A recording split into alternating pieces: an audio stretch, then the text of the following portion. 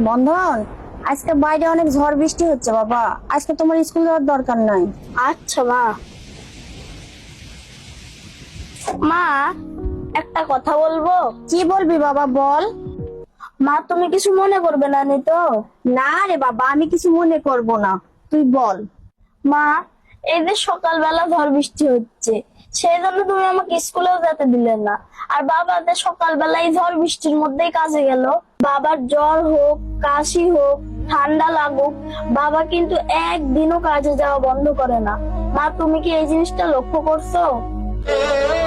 মা, তোমার যেদিন শরীর খারাপ হয়, তুমি অসুস্থ থাকো, তুমি কিন্তু সেদিন বাড়ির কোনো কাজ করো না। সেদিন কিন্তু বাবাই রান্না বান্না করে, থাল বাসন মাজে, ঘর মুছে, ঝাড় ঝাঁটা দেয়, বাবাই কিন্তু সব কাজ করে। আচ্ছা মা, বাবা তো সকাল থেকে সন্ধ্যা অব্দি এত কাজ করে, বাবা কি ক্লান্ত হয় না? বাবার কি শরীর খারাপ করে না?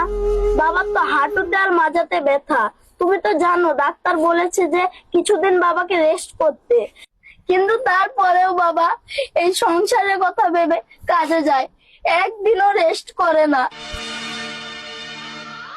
আচ্ছা মা, বাবা যে বাইরে এত পরিশ্রম করে, এত কষ্ট করে, এই ঝড় বৃষ্টির মধ্যেও কাজ করতেছে, তুমি কি কোনো সময় বাবার কাছে ফোন করে খোঁজ খবর নাও?